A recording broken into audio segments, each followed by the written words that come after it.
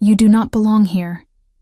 The words cut through the evening air like a blade, and Sarah felt them lodge somewhere deep in her chest, where all the other rejections had already made their home. Victoria stood at the entrance of the ceremonial grounds, her crimson dress catching the last rays of sunlight, making her look like she was dressed in fire and blood. Behind her, 3 other she-wolves from prominent families laughed, the sound sharp and cruel. Sarah clutched the bundle of ceremonial candles. She had been tasked with placing around the ritual circle, her fingers going white at the knuckles.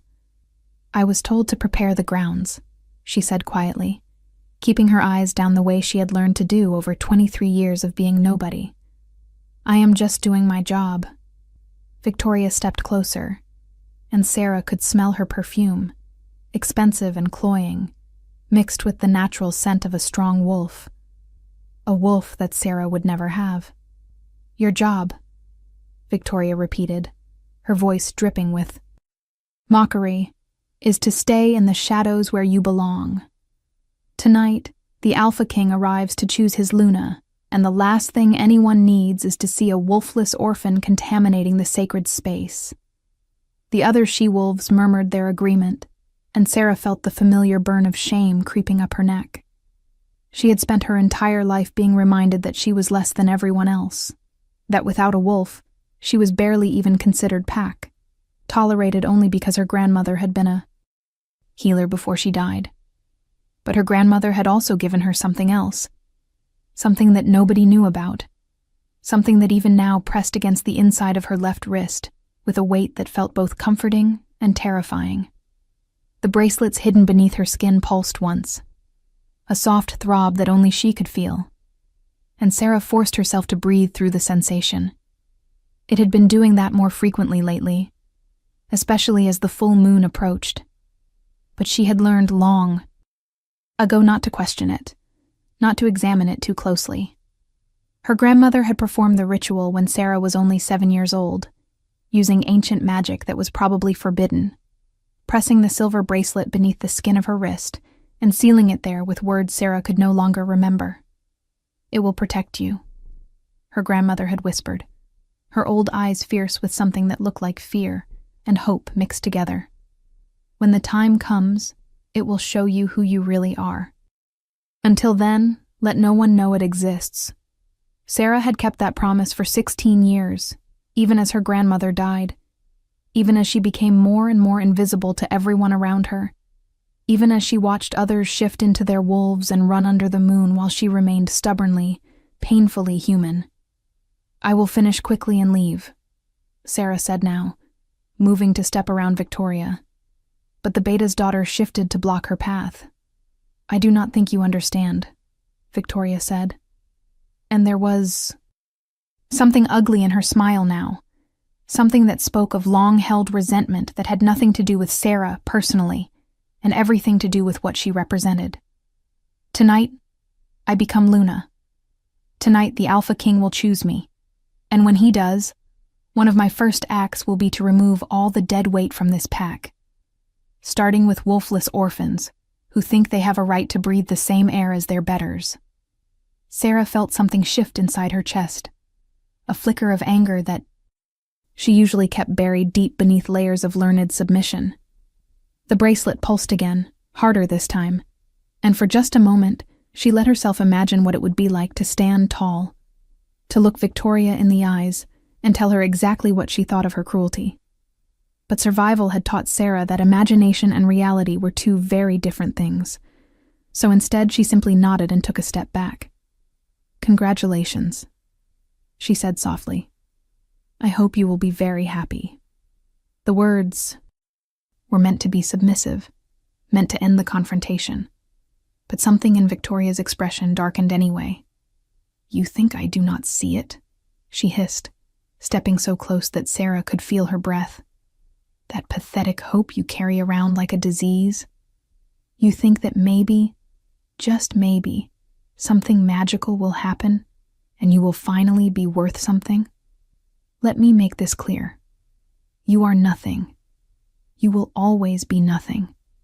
And tonight, when the Alpha King looks out over all the eligible females, His eyes will pass right over you like you do not even exist.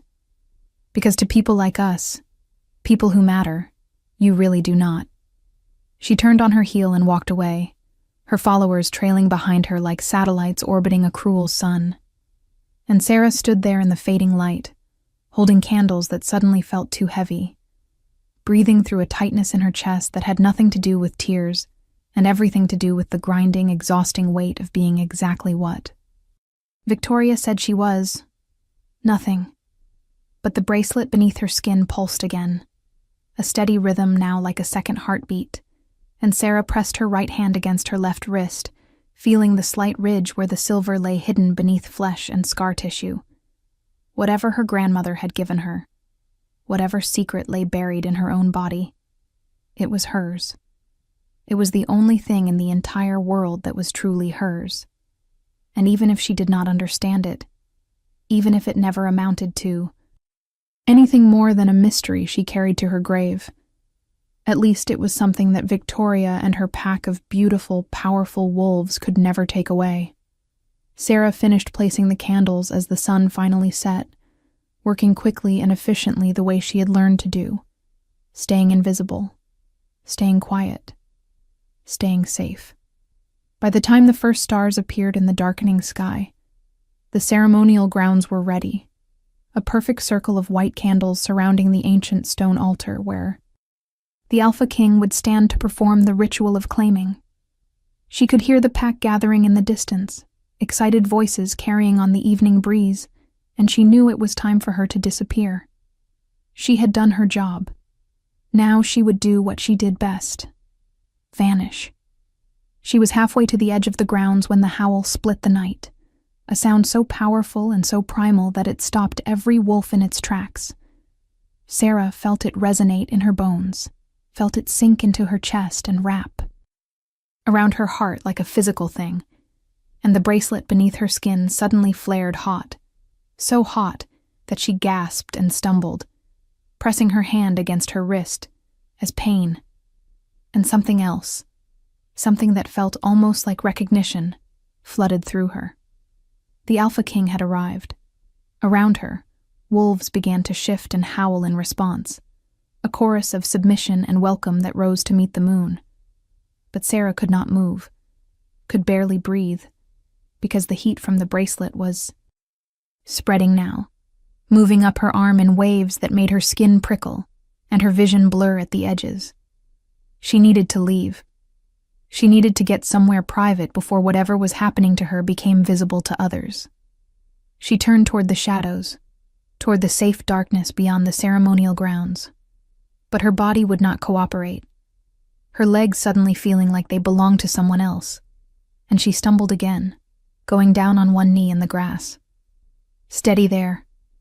The voice came, from directly behind her, and strong hands caught her shoulders, keeping her from falling completely.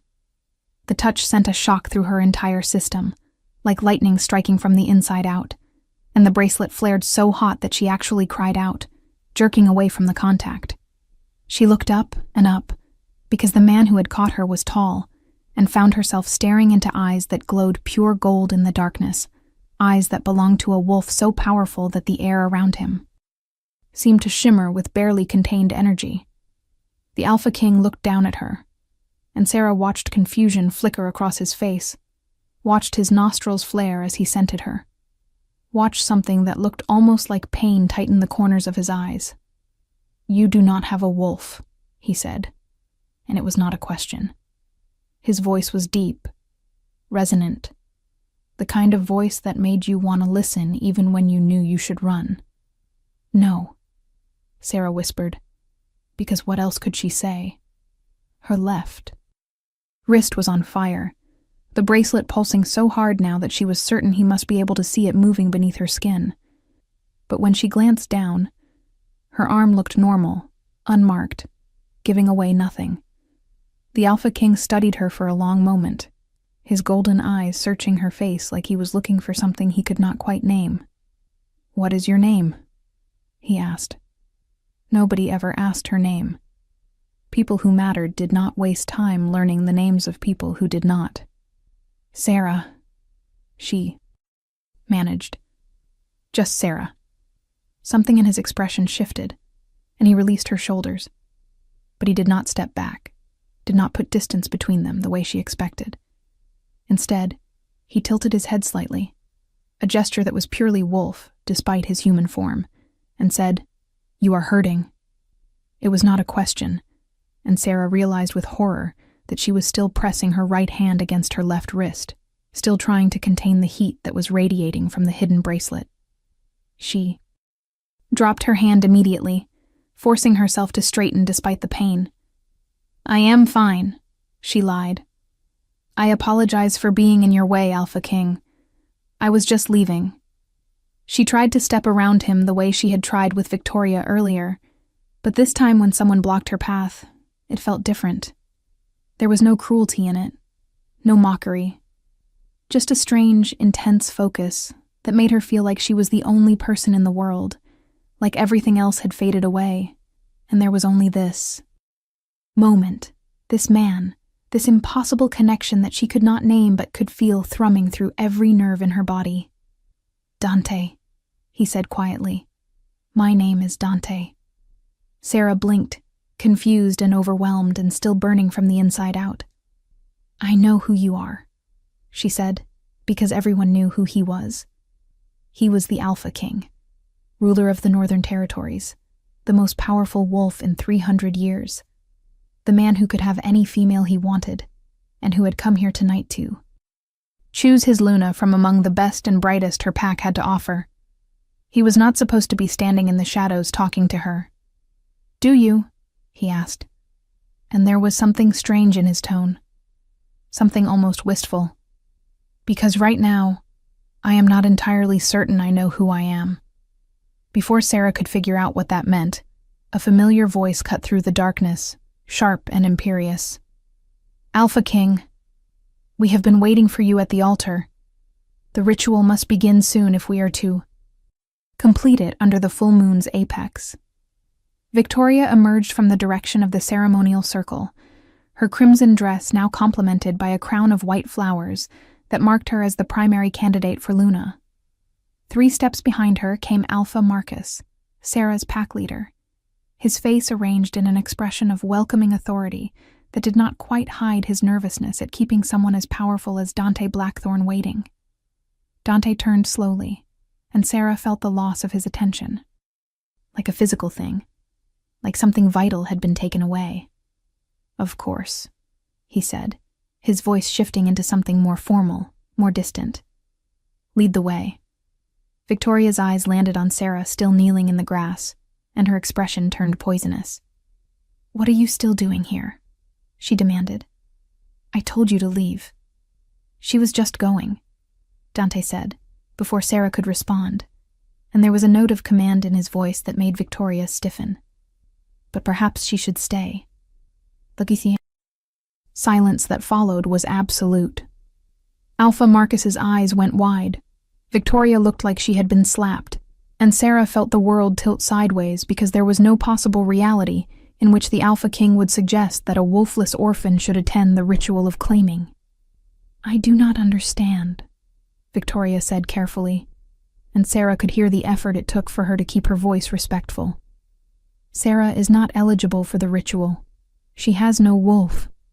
She is barely pack."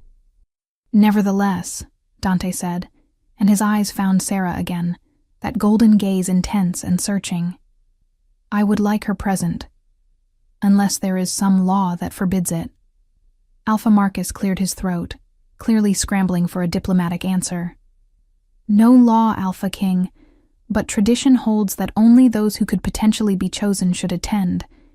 It is meant to be a sacred ceremony, limited to those of proper standing." "Proper standing," Dante repeated, and something in the way he said it made it sound like an insult. "And who decides what constitutes proper standing, Alpha Marcus? Who determines which of the moon goddess's children are worthy to stand in her light?" It was a trap, Sarah realized. A political trap that Alpha Marcus had walked straight into, because to answer honestly would be to admit that they had created their own hierarchy, their own judgment system that had nothing to do with the moon goddess, and everything to do with power and bloodlines. "Please," Sarah said, quietly, forcing herself to stand despite the continued burning in her wrist. "I do not want to cause any problems. I will go." She did not wait for permission, just turned and walked toward the darkness beyond the ceremonial grounds, her heart hammering against her ribs and her mind spinning with confusion. What had just happened? Why had the Alpha King spoken to her at all, let alone defended her presence? And why did the bracelet continue to pulse beneath her skin? A rhythm that seemed to match footsteps she could hear following behind her. "Wait!" His voice carried command that her body responded to, even though she had no wolf to force submission. She stopped, but she did not turn around.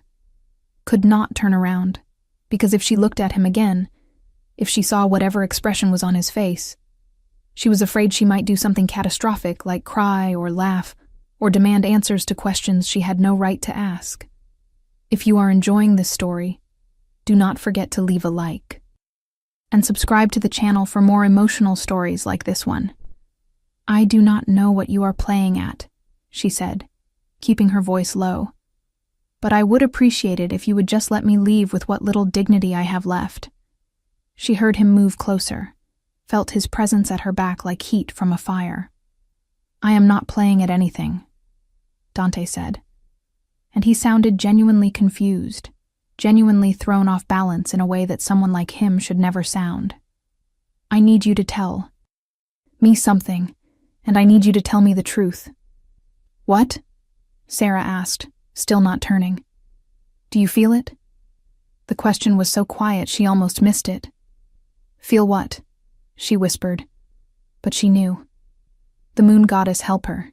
She knew exactly what he was talking about, because she could feel it too. A pull that had nothing to do with logic or reason. A connection that thrummed beneath her skin, right alongside the pulse of the hidden bracelet. "Like thunder in your blood," Dante said. "Like every step you take away from me is physically painful. Like something is trying to claw its way out of your chest and reach for something it recognizes, but cannot name." Sarah closed her eyes, her breath coming short and fast. "I do not have a wolf," she said. "Whatever you are feeling, it cannot be what you think it is. The mate bond does not work without a wolf on both sides." "I know what the mate bond feels like," Dante said, and there was something raw in his voice now, something vulnerable that made her chest ache. "I have felt its absence for 30 years, waiting and searching and hoping. This is not that. This is something else. Something I have never felt before, and I need to understand what it is before I walk into that circle and choose a Luna out of political necessity rather than genuine connection." She turned then, unable to stop herself, and found him closer than she expected. Close enough that she could see the flecks of amber in his golden eyes. Close enough that she could smell pine and snow and something wild that made the bracelet flare hot again. "You should choose Victoria," Sarah heard herself say. "She is beautiful and strong and from a good family. She would be a proper Luna." "I do not want proper," Dante said, and he lifted his hand slowly, giving her time to pull away, before he touched her face with a gentleness that seemed impossible from someone so powerful. "I want real." His thumb brushed across her cheekbone, and Sarah felt something crack, open inside her chest. Some wall she had built to protect herself from hope beginning to crumble. "I am not real," she whispered. "I am just a shadow that people look through." "Then they are fools," Dante said simply. "Because I see you, Sarah. From the moment I arrived, before I even knew you were there, I felt you, like a beacon in the darkness, like something calling me home." The bracelet pulsed hard, and this time she could not hide her flinch, could not stop the small gasp of pain that escaped her lips. Dante's eyes dropped immediately to her wrist, his expression sharpening with concern. "You are injured," he said, reaching for her arm. "No!" Sarah jerked back, cradling her left wrist against her chest, but the damage was done. She had reacted too strongly, revealed too much, and now Dante was looking at her with the kind of focused intensity that missed nothing. "Let me see," he said. And it was not quite a command, but not quite a request either. "It is nothing," insisted, but her voice shook, and she knew he could hear the lie. "Please, I just need to go home and rest. The full moon always makes me feel strange, and tonight is no different." "The full moon," Dante repeated slowly, and something clicked behind his eyes, some connection forming that Sarah could see but not understand. "When did it start? The pain in your wrist?" Sarah opened her mouth to deny it again, to lie better this time, but the words would not come. There was something about him, something in the way he looked at her, that made deception feel impossible. "Tonight," she admitted, "when you arrived, when I heard your howl." She watched him process that information, watched understanding and confusion, and something that looked almost like wonder cross his face. "Show me," he said quietly. "Whatever you are hiding, whatever is causing you pain, let me see it. I promise I will not judge you, will not harm you. I just need to understand." And maybe it was the exhaustion of always hiding. Or maybe it was the way the bracelet was burning now, like it wanted to be free. Or maybe it was simply that, for the first time in her life, someone was looking at her like she mattered. But Sarah found herself nodding. Her hands shook as she extended her left arm, the skin unmarked and pale in the moonlight. She could feel Dante's confusion, could almost hear him wondering what she was showing him. But then she pressed her right fingers against a specific spot on the inside of her wrist, and whispered the words her grandmother had taught her. Words in a language she did not understand, but that her mouth remembered anyway.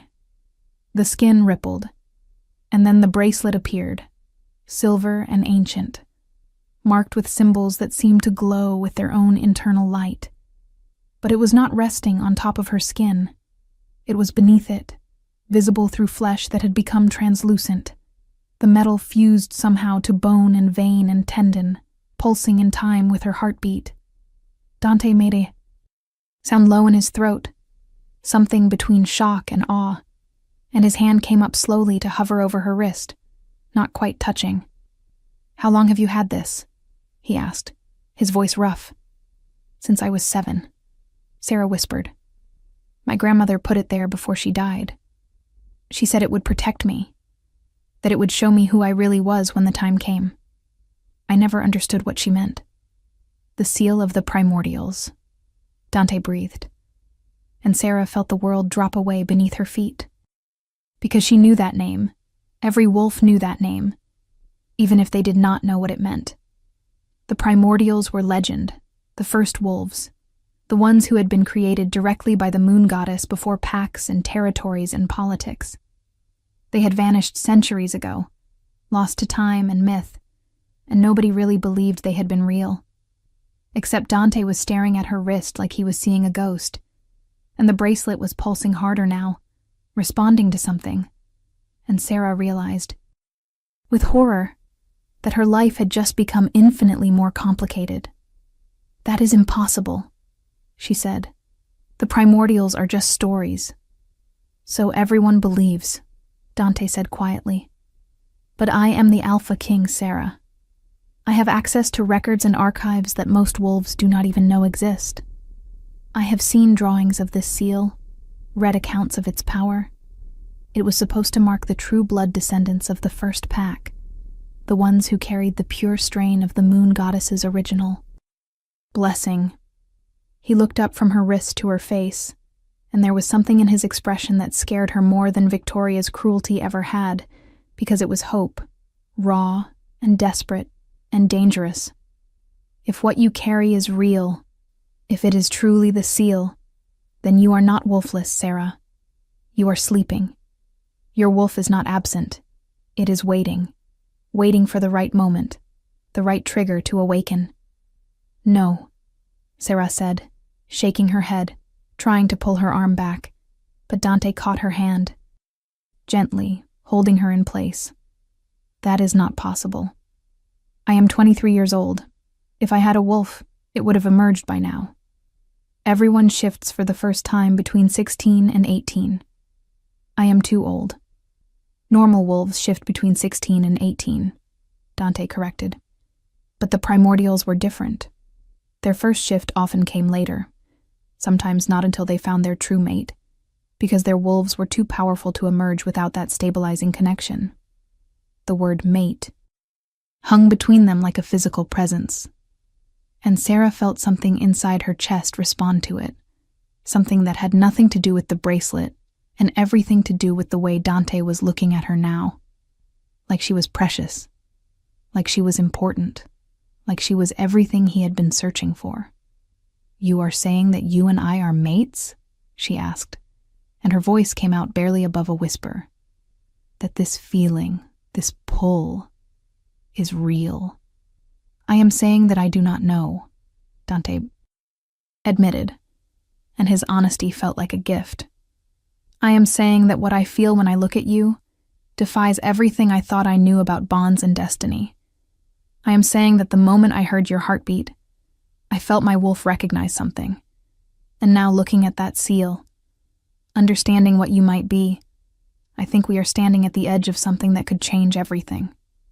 Or destroy everything," Sarah said, because she was not naive enough to think this revelation came without cost. "Victoria expects to be chosen tonight. Your council expects you to select a Luna of proper lineage. If you do not complete the ritual, if you walk away to pursue this, whatever this is, there will be political consequences." "Let there be consequences," Dante said fiercely. "I have spent my entire reign making choices based on politics and propriety. I have selected advisors and allied with pacts, and negotiated treaties all while ignoring the one thing that actually matters, finding someone who makes me feel alive." He stepped closer, and Sarah could feel the heat rolling off him in waves, could see the way his eyes had started to glow brighter, his wolf rising close to the surface. "But I will not force you into anything," he continued, his voice dropping lower, more intimate. "If you tell me to walk away, if you tell me to complete the ritual with Victoria and forget this conversation ever happened, I will do it. Your choice, Sarah. Your life. Your decision." And that was the cruelest. Kindness he could have offered, because it meant she could not blame him for whatever happened next. She looked down at the bracelet still visible beneath her translucent skin, at the symbols that pulsed with light that matched the rhythm of her heart. She thought about her grandmother's fierce eyes, about the warning to keep it hidden until the time came. She thought about Victoria's promise to remove all dead weight from the pack, about a lifetime of being invisible and worthless and less than everyone else. Then she looked up at Dante, at this powerful, impossible man who had stopped in the middle of his own destiny to ask a wolfless orphan if she wanted to rewrite the future. And she made her choice. "I do not want you to walk away," she said. The smile that spread across Dante's face was like sunrise, bright and warm, and absolutely transforming. "Then we do this together," he said. "Whatever comes next, we face it as equals."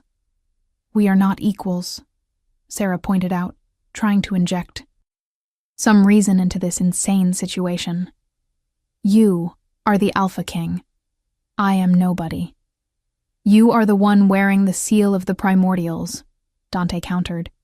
"You are the one my wolf recognized before I even saw your face.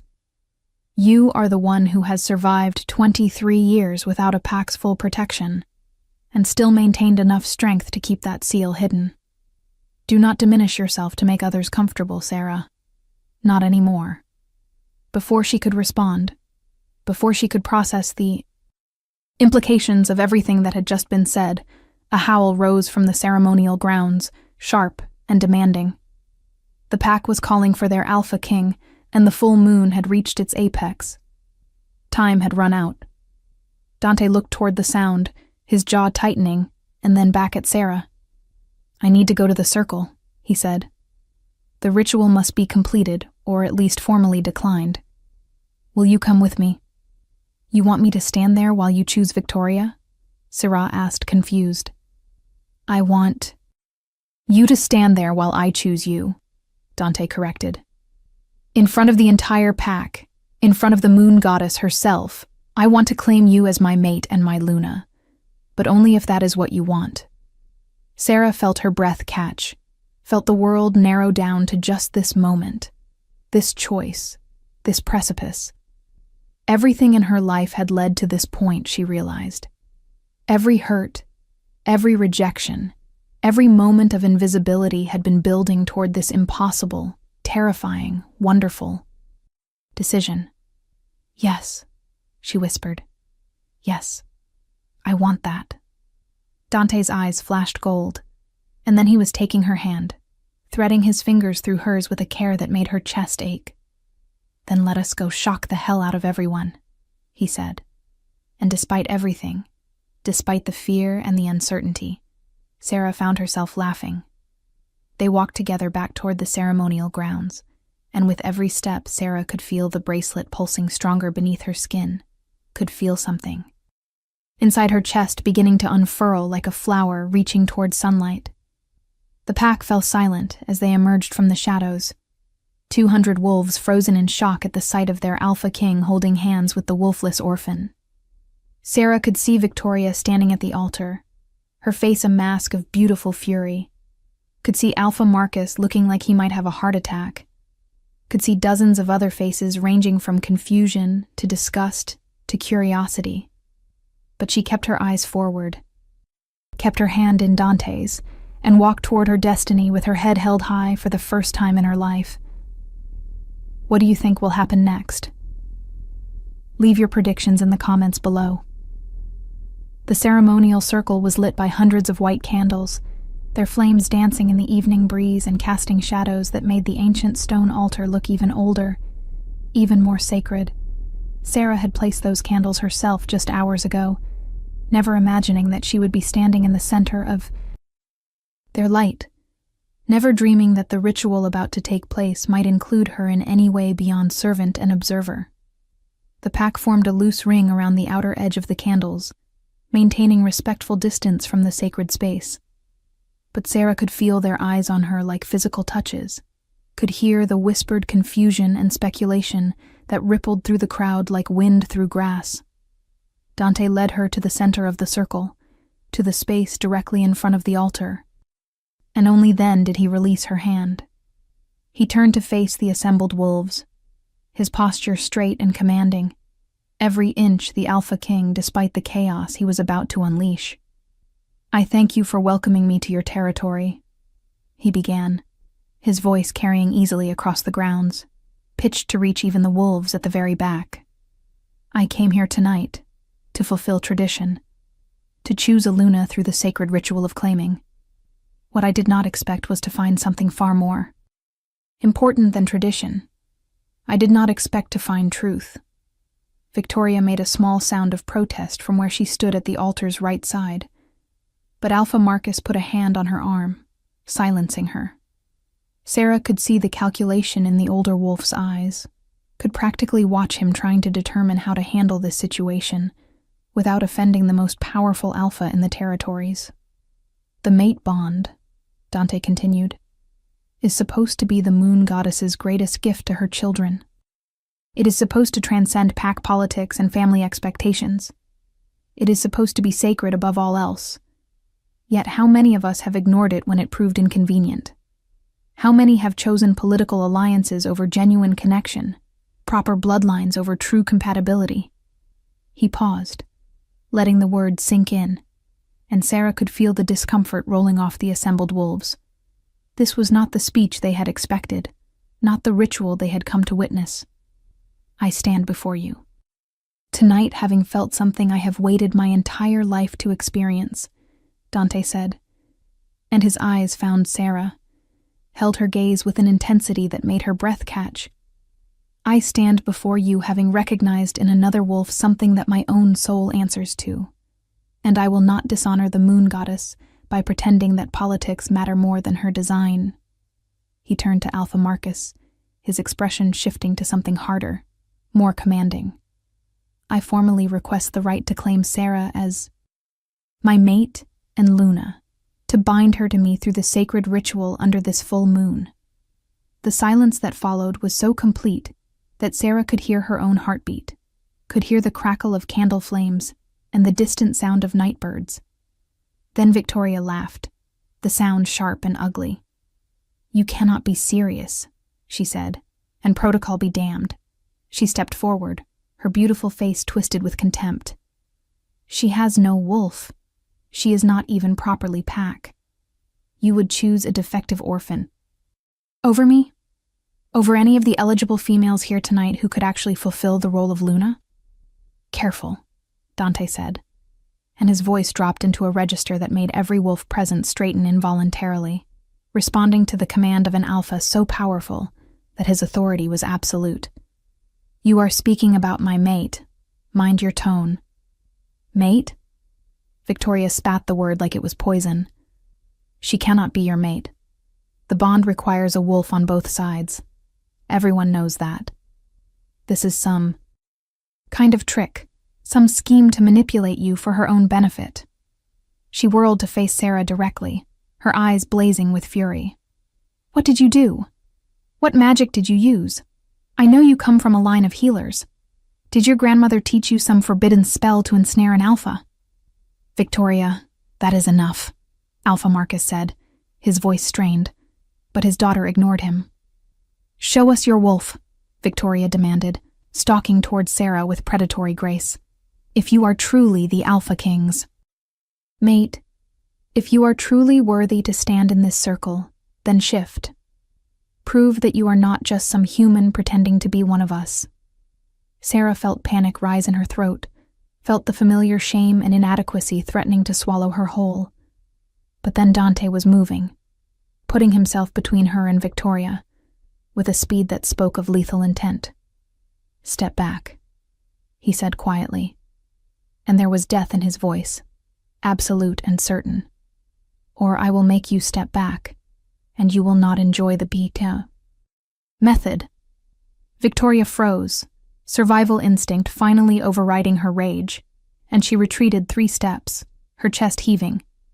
But her eyes never left Sarah, and the hatred there was a living thing, a promise of violence that would come the moment Dante's protection was removed. "She cannot shift," Victoria said, appealing now to the watching pack, to the court of public opinion. "She has never shifted. She is wolfless, and everyone here knows it. This is a farce, and we are all watching our alpha. King be deceived by something we do not understand." "You are right," Sarah said quietly, and felt every eye snap to her. "I cannot shift. I have never had a wolf emerge. By every measure that this pack uses to determine worth, I am exactly what you say I am. Defective. Broken. Less than." She heard Dante make a sound of protest, but she held up her hand, asking him silently to let her speak. "But I am also something else," she continued, and she held up her left wrist, pressing her fingers against the spot that would reveal the bracelet. "Something that has been sleeping inside me, waiting for the right moment to wake up." She spoke the words her grandmother had taught her, and watched as the skin became translucent again, as the ancient silver seal appeared beneath the flesh, glowing with internal light that grew brighter and brighter until several wolves had to look away. The gasps that rippled through the crowd were audible, shocked exclamations in multiple voices, as wolves recognized the symbols, recognized what they were seeing even if they could not quite believe it. "The seal of the primordials," someone breathed from the crowd, and then others were echoing it, the name passing from wolf to wolf like wildfire. "Impossible. It is a trick. No, look at it. Look at how it glows. The primordials are extinct." "Then what is that on her wrist?" Alpha Marcus stepped forward, his face pale, his eyes fixed on Sarah's arm with an expression that combined shock and fear, and something that might have been awe. "How long have you hidden this?" he asked, and his voice shook. "All my life," Sarah said simply. "My grandmother gave it to me, sealed it beneath my skin when I was 7 years old. She told me to keep it secret until the time was right, and I have." Until tonight. Why tonight? Marcus asked. What changed? Sarah looked at Dante, at the Alpha King who had stopped his own ritual to pursue a connection he could not name, and she felt the truth of it settle in her bones. He changed things, she said. When he arrived, when I heard his howl, the seal responded.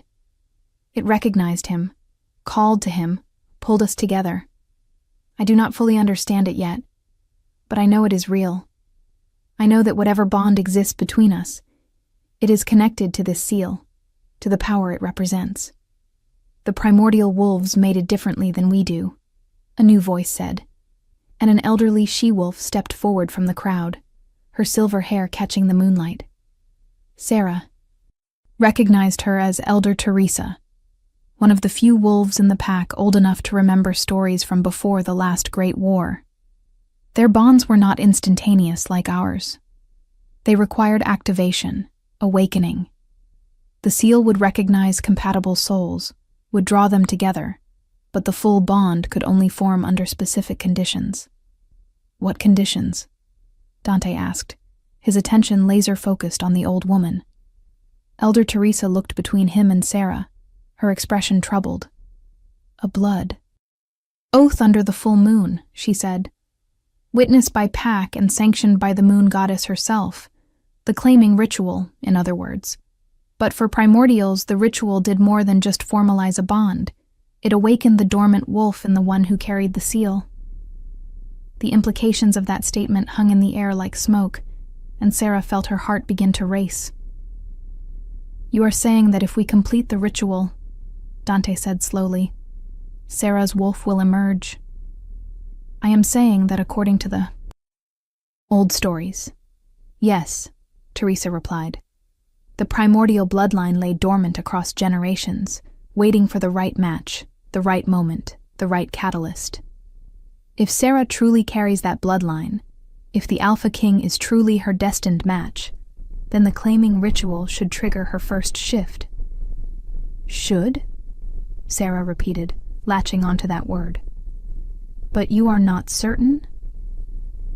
Child, I am relating stories I heard from my grandmother, who heard them from hers, Teresa said gently. I cannot promise you anything except that what you carry is real and powerful and ancient beyond measure. What it will do is between you and the moon goddess. Victoria laughed again, but this time the sound was desperate rather than cruel. So we are supposed to just accept this? Supposed to watch our Alpha King bind himself to a wolfless nobody based on old women's tales and magical jewelry? This is insane. This is destiny, Dante said firmly. He turned to face the assembled pack, his posture radiating authority.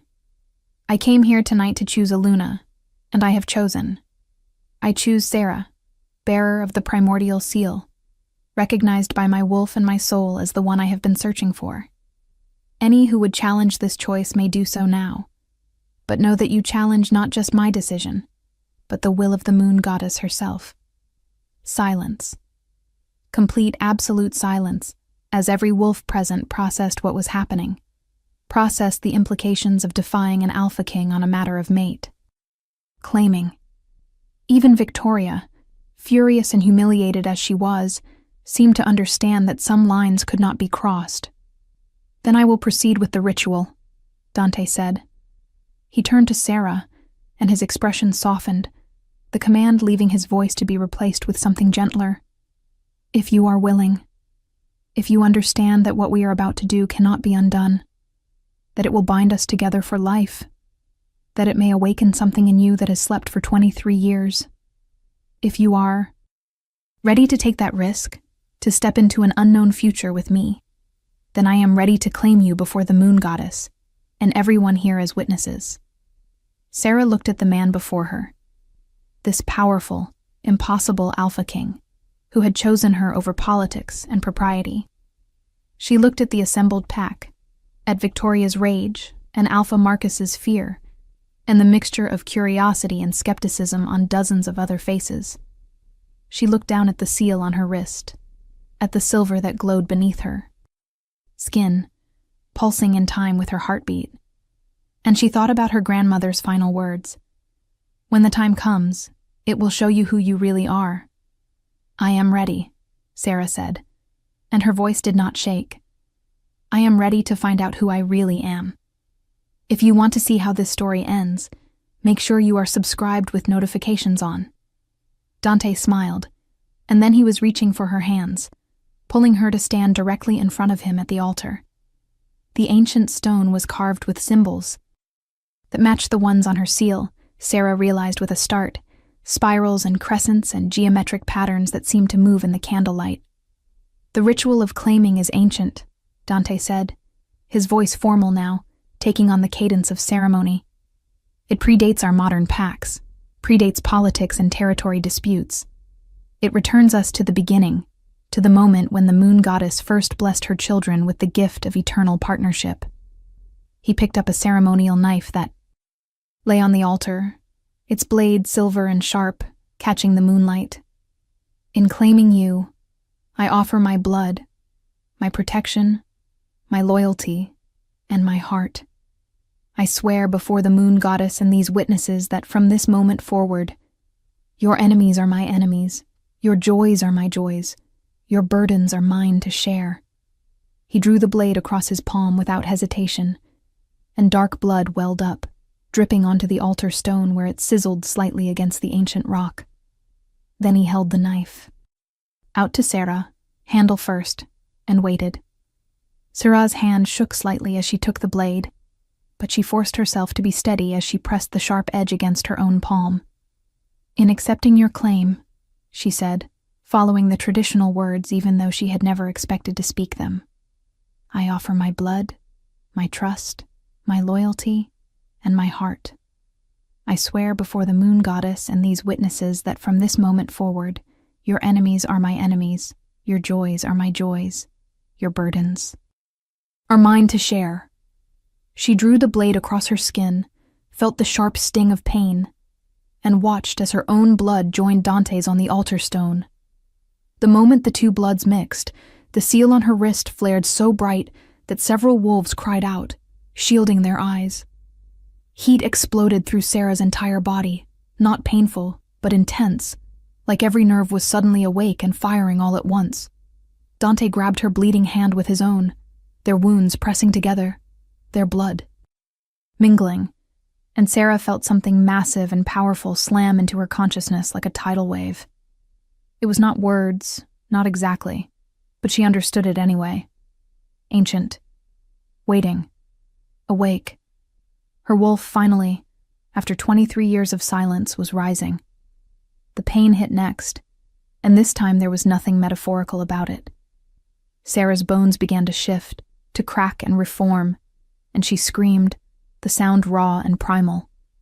She fell to her knees, still gripping Dante's hand like it was the only thing anchoring her to reality, and felt her body begin to tear itself apart and rebuild in a new configuration. "It is okay," Dante was saying, his voice cutting through the agony. "I have you. I am here. Let it happen, Sarah. Do not fight it. Let your wolf come." She could hear the pack murmuring, could hear shock and fear and excitement in their voices, but it all seemed distant, unimportant compared to what was happening inside her own skin. Her spine arched, her jaw elongated, her hands curled into claws, and then suddenly, blessedly, the pain crested and broke, and she was falling into sensation that was completely alien, and yet somehow utterly right. Fur rippled across her skin, silver and white, catching the moonlight. Her senses exploded outward, suddenly able to hear heartbeats from 50 yards away, to smell individual wolves in the crowd, to see in the darkness like it was daylight.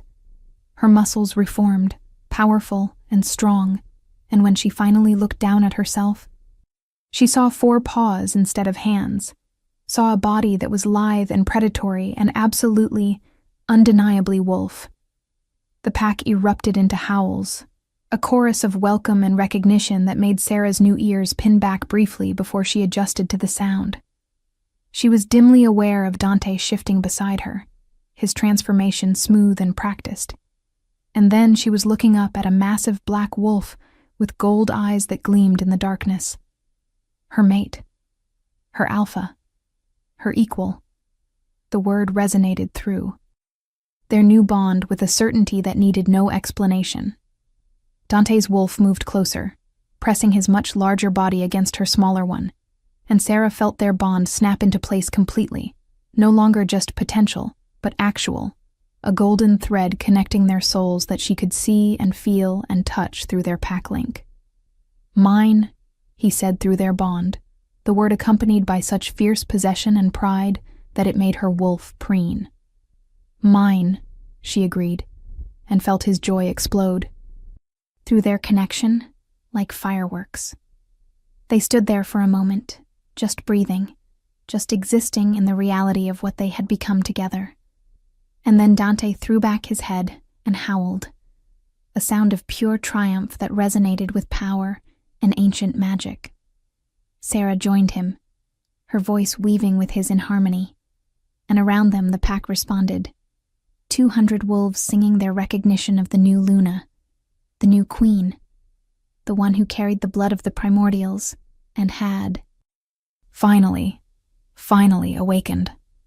When they finally shifted back to human form, when Sarah found herself kneeling naked on the altar with Dante's arms wrapped around her, and his claiming mark already darkening on her neck, where he must have bisted her during the shift, she realized she was crying. Not from pain or fear, but from overwhelming relief. For 23 years she had been told she was broken, defective, less than everyone around her.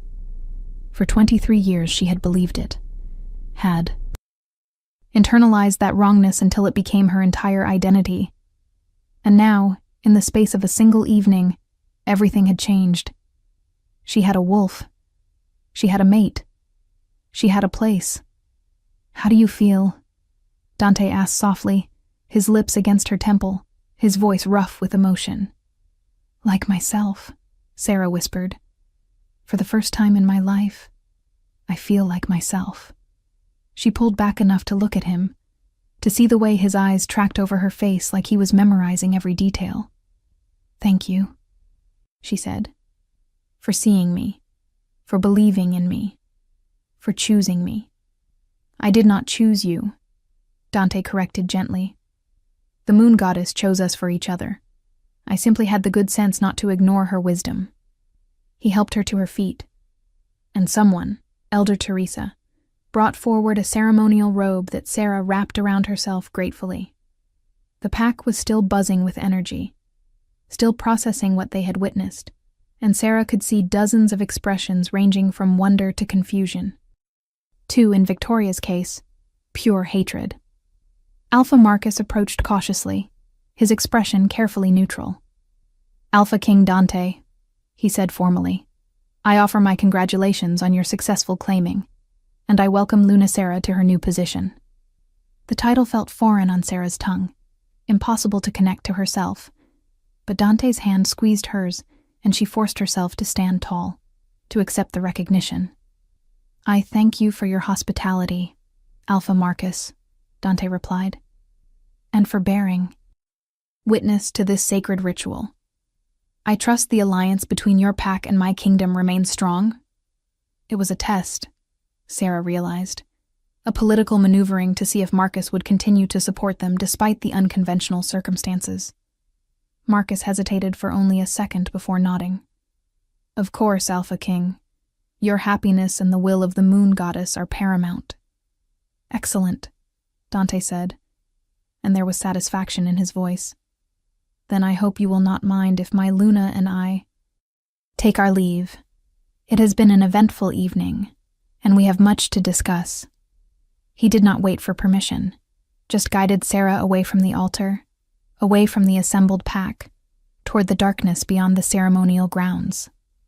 Behind them, Sarah could hear the pack beginning to disperse, could hear Victoria's furious voice demanding answers from her father, could hear the excited speculation about what this meant for the territory, for the kingdom, for the old stories that had suddenly become very real. But all of that felt distant, unimportant compared to the feeling of Dante's hand in hers, compared to the bond that thrummed between them like a living thing, compared to the wolf that now prowled contentedly in her mind, finally at home. They walked until the sounds of the pack faded, until they reached a small clearing by a stream where moonlight filtered through the trees in silver shafts. Only then did Dante stop. Only then did he turn to face her fully. "I know this is overwhelming," he said. "I know your entire world just changed in ways you are still processing. If you need time, if you need space, if you need to slow down and think about what comes next, I will understand." Sarah looked at him, at this powerful alpha king who had risked political fallout and pack judgment to claim her, and she felt her wolf surge forward with absolute certainty. "I do not want to slow down," she said. "I have spent 23 years being cautious, being invisible, being afraid to take up space. I am done with that. I want to move forward. I want to claim this life, this bond, this future. With you." Dante's eyes flashed gold, and then he was kissing her, his mouth claiming hers with a hunger that made her knees weak. The bond flared between them, golden and hot, and Sarah kissed him back with equal intensity, pouring all her relief and joy and desperate hope into the contact. When they finally broke apart, both breathing hard, Dante rested his forehead against hers. "My fierce mate," he murmured. "My impossible, incredible Luna. I am going to spend the rest of our lives making sure you never doubt your worth again." "Just love me," Sarah whispered. "That is all I need. Just love me and let me love you back." "Done," Dante said simply. "For now and forever. You have my word." They stood there in the moonlight, two souls finally united, two wolves finally home. And Sarah felt something that she had given up hoping for years ago. Peace. The next weeks passed in a blur of activity and adjustment. Dante took Sarah back to his kingdom, to a palace that sprawled across acres of land and housed hundreds of wolves from dozens of different packs. She met his advisors, his council, his warriors, and watched their initial skepticism transform into acceptance as they witnessed the bond between her and Dante, as they saw the way her wolf moved with grace and power that spoke of her primordial heritage.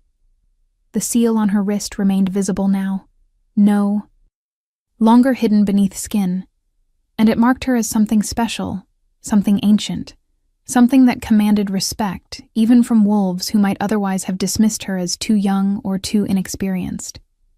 Elder Teresa came to visit, bringing with her ancient texts about the primordials, and together she and Sarah spent hours decoding the symbols on the seal, understanding the power it represented.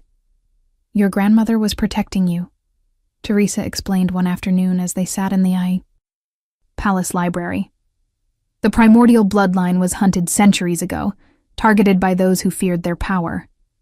By hiding your seal, by ensuring you appeared wolfless, she kept you safe until you were old enough and strong enough to defend yourself. She knew I would find my mate," Sarah realized. She knew the seal would call to him, would draw us together. "She hoped," Teresa corrected gently. "She could not be certain, but she had faith in the moon goddess's design, and that faith was rewarded." Sarah thought about her grandmother often, about the sacrifice and foresight required to seal away a child's wolf for protection, about the loneliness her grandmother must have felt keeping such a massive secret alone.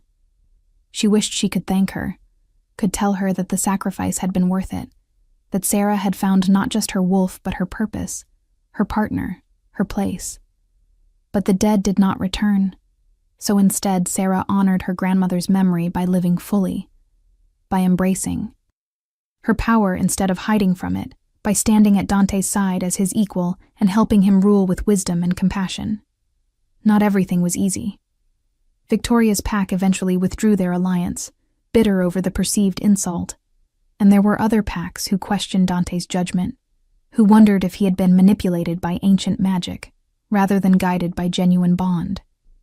But for every wolf who doubted, there were 3 more who supported them, who saw the strength of their connection, and recognized it as authentic. 6 months after the claiming ritual, Sarah stood on a balcony overlooking the kingdom, watching the sun rise over the mountains, and felt Dante's arms wrap around her from behind. "What are you thinking about?" he asked, his breath warm against her ear. "How different my life is now," Sarah admitted. "How impossible all of this would have seemed a year ago. How grateful I am that you were brave enough to choose me over what was expected. I would choose you 1,000 times over," Dante said firmly. "In every lifetime, in every possible world, I would recognize you and claim you and love you. You are not just my mate, Sarah. You are my partner, my equal, my Luna, in every sense of the word." Sarah turned in his arms, looking up at the face she had come to know as well as her own, and felt her wolf purr with contentment. "I love you," she said simply. "I know I do not say it enough, but I need you to know. I love you more than I thought possible." "I love you too," Dante replied. "My Sarah, my Luna, my forever." They stood there as the sun climbed higher, two wolves united by destiny and choice, by ancient magic and modern devotion, and Sarah knew with absolute certainty that she had found her home. Not in a place, not in a palace or a kingdom, but in him, in them, in the bond that would hold them together through whatever challenges came next. She was no longer the wolfless orphan that Victoria had mocked, no longer the invisible servant that her pack had overlooked. She was Luna Sarah, bearer of the primordial seal, mate to the Alpha King, and she had finally become exactly who she was always meant to be: strong, powerful, loved, and absolutely, undeniably whole. If this story touched your heart, share it with someone who loves epic romance. Tell me in the comments, did you see this ending coming?